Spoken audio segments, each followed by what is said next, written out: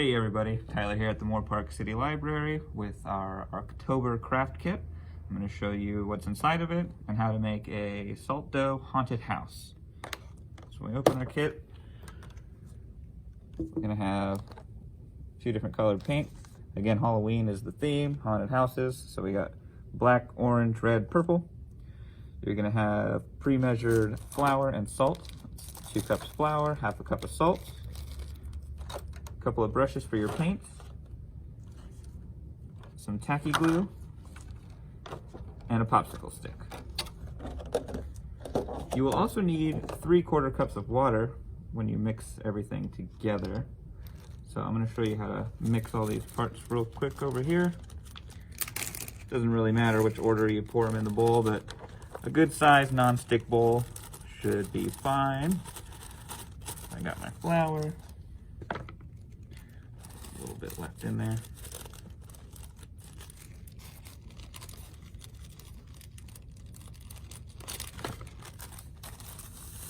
Got my salt. And I got my 3/4 of a cup of water in there. So what I like to do is I like to get it started with a spoon or something to mix it in there.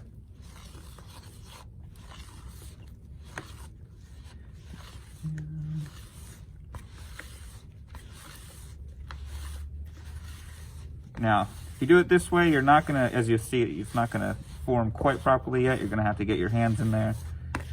So, but this is just a good kind of way to get it a bit of a head start. So once you see it looking like it's a little dry, you don't actually need more water. What you need to do is get your hands dirty and mix it together.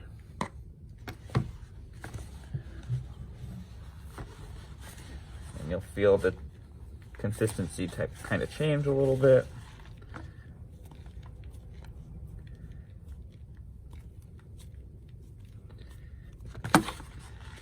And you'll actually get enough salt dough in here to make at least 2 of these little houses if we do them with our design.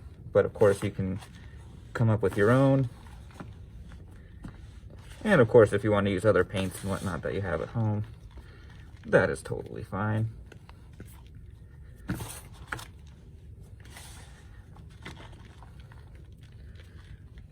All right.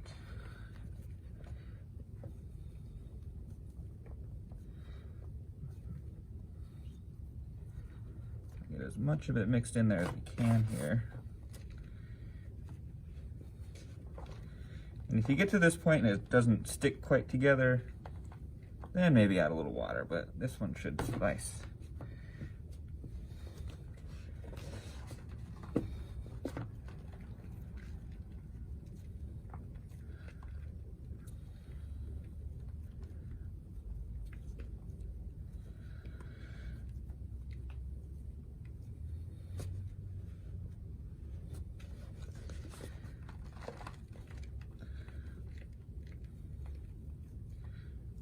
All right, so now that our dough is pretty much good there, just a little more smashing it.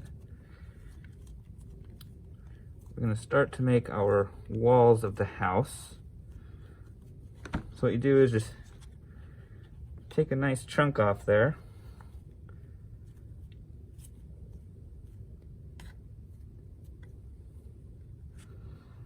I'm gonna set this aside. And I would do this on, again, another non-stick surface, any type of, if you have like wax paper or something like that, that works. I've just got this plastic tray here, which seems to work as well.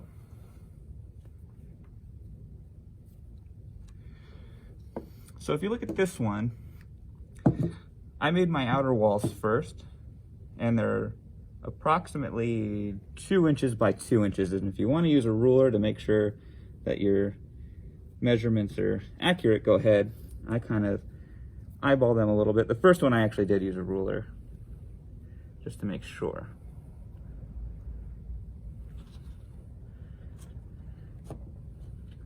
So, and it's a nice consistency to where you can just use your hands here.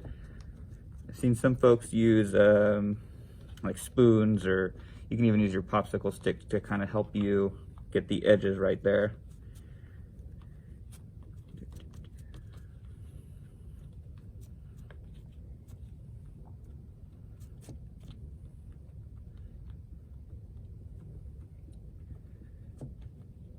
Okay, so here's one. Now for our top here, you can do this as two parts, either as a square and then a triangle and put them together. I found that it's better to do it as kind of one shape and make it a little bit wider. I'm gonna get a good amount here.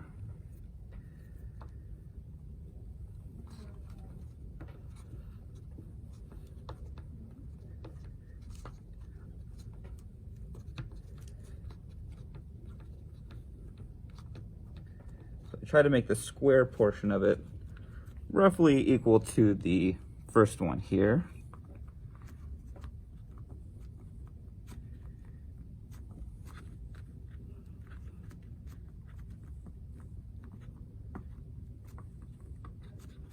Kind of looks like an arrowhead. That's all right. We'll fix that.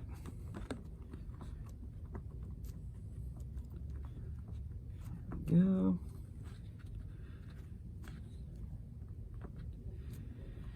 So now what you're going to want to do is make another one of these and another one of these,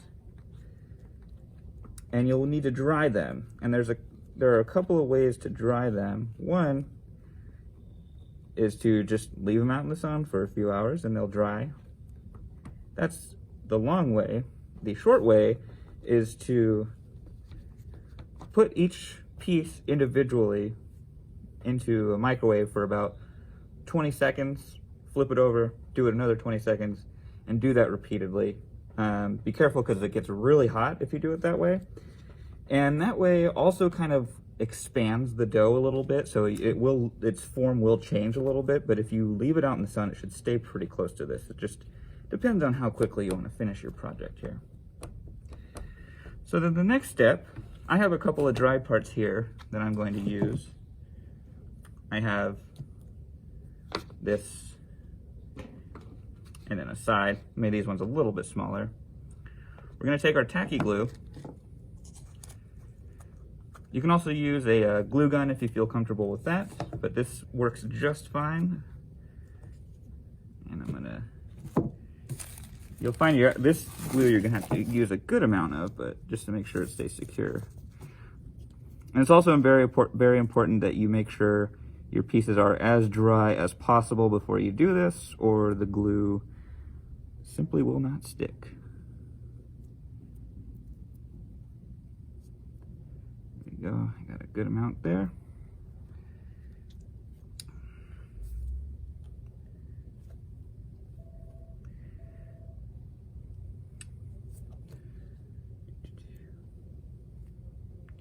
So at this point, you're basically just gonna hold this here until it's dry enough to stand on its own. It's gonna take a couple of minutes.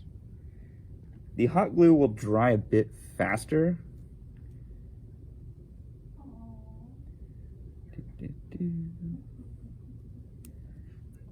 So this one does not look like, oh, there we go, almost. And then I can add more if I need. And it's okay to have a bunch on here because you're gonna paint it. And I found that it adds kind of a cool, kind of creepy effect to the texture.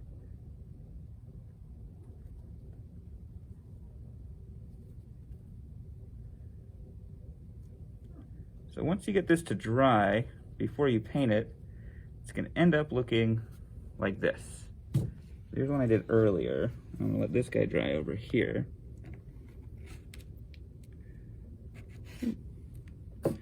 So then, once it's all situated and you can see it's dry, you got the little bit of texture in there.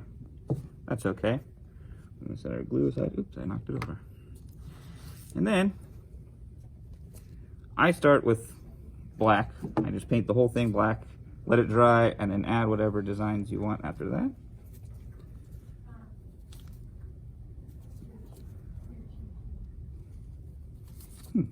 These are tight. Oh, I'm opening the wrong side.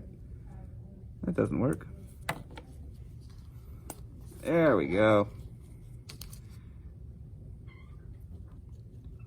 And if you have your own paints, again, feel free to use whatever colors you like. But since it's Halloween, we're gonna make it dark. And I would also suggest waiting to paint it until the glue is dried so that you can, in fact, paint over it. And the paint should be just fine.